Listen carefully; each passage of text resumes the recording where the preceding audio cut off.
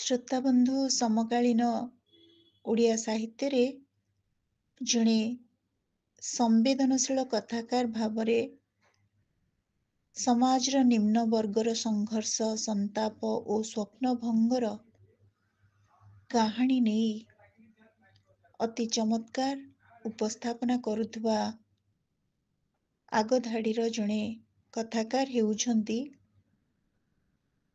Doctor Basanti Mohanty. ବୃତ୍ତିରେ ଜଣେ ଅଧ୍ୟାପିକା, କିନ୍ତୁ ପ୍ରବୃତ୍ତିରେ ସାହିତ୍ୟ ସାଧିକା। ଦୁର୍ଗମ ଗିରି ଅରଣ୍ୟାନୀ ଭରା ଜନଜାତି ଅଧ୍ୟୁଷିତ ଉପାନ୍ତ ଅଞ୍ଚଳରେ ଦୀର୍ଘ ଦିନର ରହଣି ହେତୁ ସେ ଯେଉଁ ଅଜସ୍ର ଅନୁଭବର ପୁଞ୍ଜି ସଂଗ୍ରହ କରିଛନ୍ତି, ତାର ଫଳଶ୍ରୁତି ସ୍ୱରୂପ ଅନେକ ଆଦିବାସୀ ଜୀବନ ଭିତ୍ତିକ ରଚନା ସେ ଓଡ଼ିଆ ସାହିତ୍ୟକୁ ଭେଟି ଦେଇଛନ୍ତି। ମଣିଷକୁ ମଣିଷ ଭଳି ଦେଖିବା, ଚିହ୍ନିବାର ପ୍ରୟାସ କରୁଥିବା ଓଡ଼ିଶାର ସୁପରିଚିତ କଥାକାର ଭାବରେ ଡକ୍ଟର ବାସନ୍ତୀ ମହାନ୍ତି ସବୁବେଳେ ସାଧାରଣ ଜନଜାତିର ହିଁ କଥା କହନ୍ତି। ତାଙ୍କର ପ୍ରତ୍ୟେକ ଗଳ୍ପରେ, ସ୍ତମ୍ଭରେ, କବିତା ଓ ଆଲୋଚନାରେ ସେ ଏହି ଜନବାଦୀ ଚିନ୍ତନର ପକ୍ଷଧର। ଏହି ମାନସିକତାରୁ ତାଙ୍କର ଏକ ସୁନ୍ଦର ସାହିତ୍ୟ କୃତି ଆମେ ଦେଖିବାକୁ ପାଉ, ଯାହାର ଶୀର୍ଷକ ହେଉଛି ଡଙ୍ଗର କନ୍ୟା। ଡଙ୍ଗର କନ୍ୟା ଏକ ଗଳ୍ପ ପୁସ୍ତକ, ଯେଉଁଥିରେ ସନ୍ନିବେଶିତ ଗଳ୍ପ ଗୁଡ଼ିକରେ ରହିଛି ବଣ, ଜଙ୍ଗଲ, ପାହାଡ଼, ଡଙ୍ଗରକୁ ଆଶ୍ରା କରି ବଞ୍ଚିବାର ଉପାଦାନ ଗ୍ରହଣ କରୁଥିବା ଅରଣ୍ୟ ଅଧିବାସୀଙ୍କ କ୍ରମବିବର୍ତ୍ତିତ ଜୀବନଚିତ୍ର। ଡଙ୍ଗର କନ୍ୟା ଗଳ୍ପ ସଂକଳନରେ ତାଙ୍କର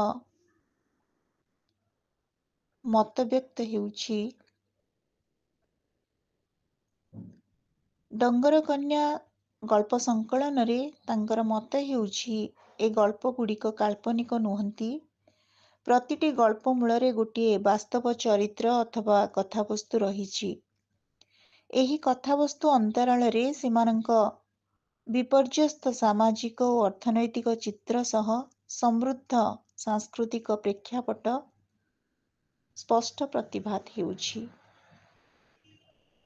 ଆଦିବାସୀ ଜନଜୀବନ ପ୍ରତି ଆଗ୍ରହୀ, ଆକୃଷ୍ଟ ଅନୁସନ୍ଧିତ୍ସୁ ଗବେଷକ, ସମାଜସେବୀ, ବୁଦ୍ଧିଜୀବୀ ଓ ସମାଜଶାସ୍ତ୍ରୀମାନଙ୍କ ଅନନ୍ତ ପିପାସାର ଚରିତାର୍ଥ ପାଇଁ ଯଥେଷ୍ଟ ଉପାଦାନ ରହିଛି ବୋଲି ସେ ମନେ କରନ୍ତି। ଆଞ୍ଜୁଳାଏ ଜଳ ପରି ହେଉ ପଛେ ଡଙ୍ଗର କନ୍ୟା ସେ ଦିଗରେ ସେହି ମହାନୁଭବମାନଙ୍କର ସହାୟକ ହେବ ବୋଲି ସେ ଆଶା ବାନ୍ଧିଛନ୍ତି। ଶ୍ରୋତାବନ୍ଧୁ,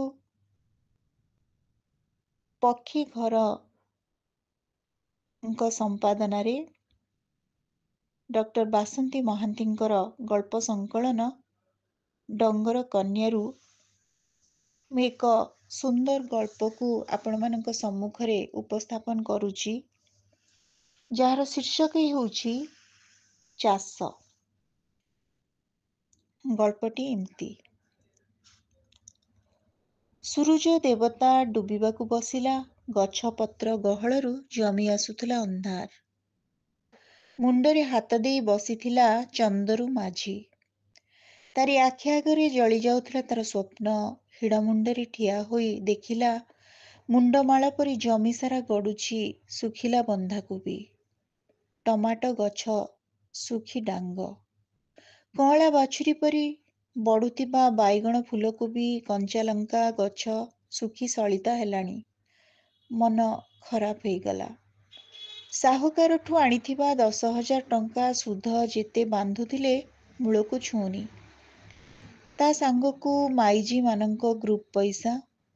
ରାତି ପାହିଲେ ସେମାନେ ଆସି ବସୁଛନ୍ତି ଦୁଆର ମୁହଁରେ। ମାଇଜିଟା ବି କିଛି ବୁଝିବାକୁ ନାହିଁ। ସେ କ'ଣ ଜାଣିଥିଲା ଅସଲ ସମୟ ବେଳକୁ କେନାଲରୁ ପାଣି ଶୁଖିଯିବ, ଲାଇନ୍ ଆସିବ ନାହିଁ ଗାଁକୁ। ସବୁବେଳେ କଟର କଟର। ଝିଅଟାର ସୁନାହାର ମୁକୁଳେଇବା ପାଇଁ ଅଡ଼ି ବସିଛି ତାର ଶାଶୁ ଶ୍ୱଶୁରର ଘରେ। ତା ହାରଟା ବନ୍ଧା ପଡ଼ିଛି ବ୍ୟାଙ୍କରେ। ସିଏ ବି ମୂଳକୁ ବଳିଗଲାଣି। 2 ମାସର ଜବାବ 2 ବର୍ଷକୁ ଛୁଇଁଲାଣି। ଏସନ ଭାବିଥିଲା ଚନ୍ଦରୁ ଧାନ ଅମଳ ହେଲେ ସେ ହାରଟାକୁ ମୁକୁଳେଇ ଆଣିବ। ଧାନ ସବୁ ଗଜା ମରୁଡ଼ିରେ ଗଲା, ବିଲକୁ ଦା ଗଲା ନାହିଁ। ଏଇ ରବି ଫସଲକୁ ଭରସା ଥିଲା, ସେ ଆଶା ବି ଡୁବିଗଲା। ପୁଅଟା ପଢ଼ୁଥିଲା ଭଲ, ଭବାନୀପାଟଣା କଲେଜ ହଷ୍ଟେଲରେ ଥିଲା। ପଇସା ଯୋଗାଇ ପାରିଲାନି ଚନ୍ଦରୁ। ସେ ପାଠ ଛାଡ଼ି ଆସି ଘରେ ବସିଛି। ତା ପାଇଁ ବି ଘରେ ଅଶାନ୍ତି। ସିଏ ଆଜିକାଲି ବାପ ସାଙ୍ଗରେ ପଦକୁ ପଦ ଯୋଡ଼ୁଛି।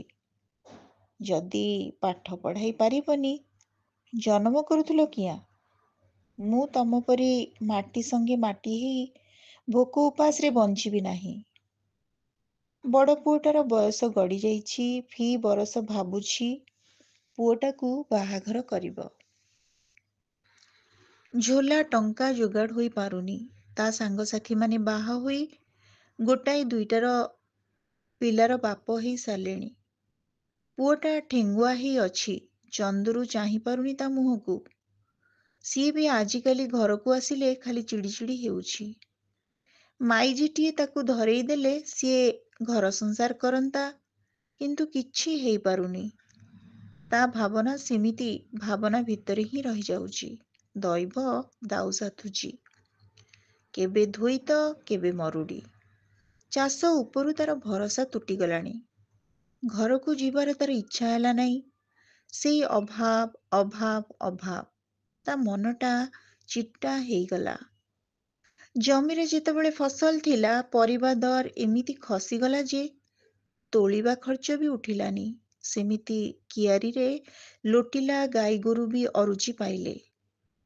ଟିକିଏ ପରିସ୍ଥିତି ସୁଧୁରି ଆସିଲା ବେଳକୁ ପାଣି ଅଭାବରେ ଜଳିଯାଉଛି ଫସଲ। ଚାଷୀ ମୁଣ୍ଡରେ ଚଡ଼କ ପକାଇବା ପାଇଁ ଡୁମା ଦେବତା ଯେମିତି ଏକାଠି ହୋଇଛନ୍ତି। କେମିତି ବଞ୍ଚିବ ଚାଷୀ? ଏ ଚାଷବାସ ଦିନେ ବୁଡ଼ିଯିବ।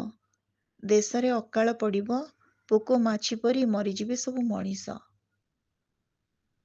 ବିଚଳିତ ହୋଇପଡ଼ିଲା ଚନ୍ଦରୁ। ଘର ବଦଳରେ ସେ ଭାଟିମୁହାଁ ହେଲା। ନୂଆ ସକାର ଚନ୍ଦରୁ ମାଝିକୁ ଦେଖି ଭିତରେ ଭିତରେ କୁରୁଳି ଉଠିଲା ସୁଣ୍ଡି ସାଉକାର। ଏ କୁରୁଳାପଣରୁ ବିନ୍ଦୁଏ ବି ସେ ଚନ୍ଦରୁକୁ ଜାଣିବାକୁ ଦେଲା ନାହିଁ। କଣ୍ଠରେ ଆପଣାର ଭାବ ଫୁଟେଇ କହିଲା, ବହୁଦିନ ପରେ ଆସିଲୁ ରେ ଚନ୍ଦୁରୁ। ବାଟ ଭୁଲିଗଲୁ କିରେ? ହତାଶ କଣ୍ଠରେ କହିଲା ଚନ୍ଦୁରୁ। ମୁଁ ଡୁବିଗଲି ସାଉକାର। ଋଣ ବୋଝ ମୋ ପିଛା ଛାଡ଼ୁନି। ଚାଷ ତ ଉଜୁଡ଼ି ଗଲା। ମୋ ମୁଣ୍ଡ ଆଉ କିଛି କାମ କରୁନି। ମୋ ପିଲା ଛୁଆଙ୍କ ମୁହଁରେ ଦେବି କ'ଣ? ସାଉକାର କହିଲା, ଟେନସନ୍ କାହିଁକି ନଉଛୁ ରେ ଚନ୍ଦୁରୁ? ନେ ନେ, ମୁଣ୍ଡଟା ଥଣ୍ଡା କର। ଋଣ ତ ଦେହର ମଳିରେ। ତୁ ବ୍ୟସ୍ତ ହନା, ସବୁ ଠିକ୍ ହେଇଯିବ। ଚନ୍ଦୁରୁ ହାତକୁ ମହୁଲି ଗ୍ଲାସଟା ବଢ଼େଇ ଦେଉ ଦେଉ କହିଲା ସାହୁକାର। ଚନ୍ଦୁରୁର ଗ୍ଲାସଟା ଖାଲି ନ ହେଉଣୁ ସାହୁକାର ଆଉ ଟିକେ ଢାଳିଦେଲା ତା ଗ୍ଲାସରେ। ଖାସା ଶିକାରଟିଏ ଚୁଟିଛି। ହାତ ଛଡ଼ା କଲା ନାହିଁ।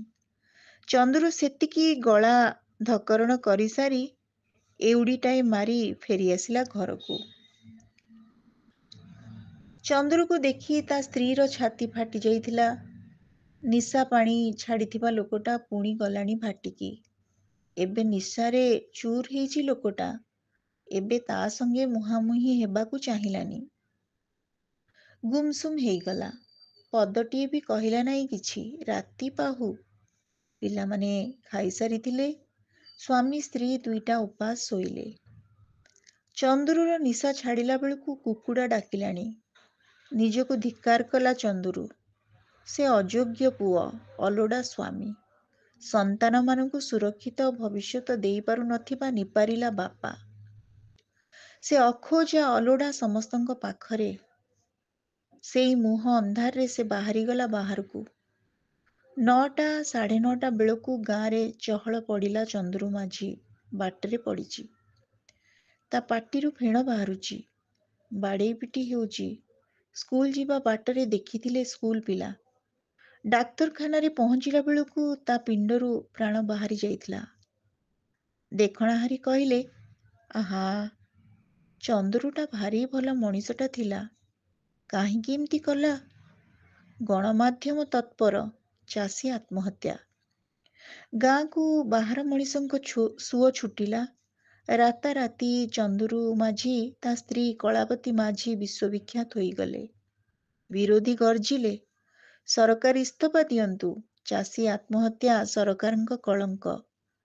ତା ପରିବାରକୁ 10 ଲକ୍ଷ ଟଙ୍କା ଦିଆଯାଉ। ଏ ସରକାର ଅପାରଗ। ଚାଷୀଙ୍କୁ ସୁରକ୍ଷା ନାହିଁ। ସେ ଆତ୍ମହତ୍ୟା କରି ମରୁଛି। ବିଭାଗୀୟ ମନ୍ତ୍ରୀ କହିଲେ, ଚାଷୀ ଭୀରୁ ନୁହେଁ, କା ପୁରୁଷ ନୁହେଁ। ସେ କେବେ ହେଲେ ଆତ୍ମହତ୍ୟା କରିପାରେନା। ହଁ, ଆତ୍ମହତ୍ୟା କରିଥିବା ମଣିଷଟା ଚାଷୀ ନିଶ୍ଚୟ। କିନ୍ତୁ ଆତ୍ମହତ୍ୟା କାରଣ ଚାଷ ନୁହେଁ। ପତି ପତ୍ନୀଙ୍କ ଭିତରେ କଳହ। ମନ୍ତ୍ରୀମାନେ ମିଛ କହନ୍ତି ନାହିଁ। ଶ୍ରୋତା ବନ୍ଧୁ, ଆମେ ଶୁଣୁଥିଲେ ଆମ ସମୟର ଜଣେ ବିଶିଷ୍ଟ କଥାକାର ଡକ୍ଟର ବାସନ୍ତୀ ମହାନ୍ତିଙ୍କ ଡଙ୍ଗର କନ୍ୟା ଗଳ୍ପ ସଂକଳନସ୍ଥ ଏକ ଚମତ୍କାର ଗଳ୍ପ, ଯାହାର ଶୀର୍ଷକ ଥିଲା ଚାଷ। ଗଳ୍ପଟି କେମିତି ଲାଗିଲା? ଆପଣମାନଙ୍କର ମତାମତ ଅପେକ୍ଷାରେ ରହିଲି। ଧନ୍ୟବାଦ।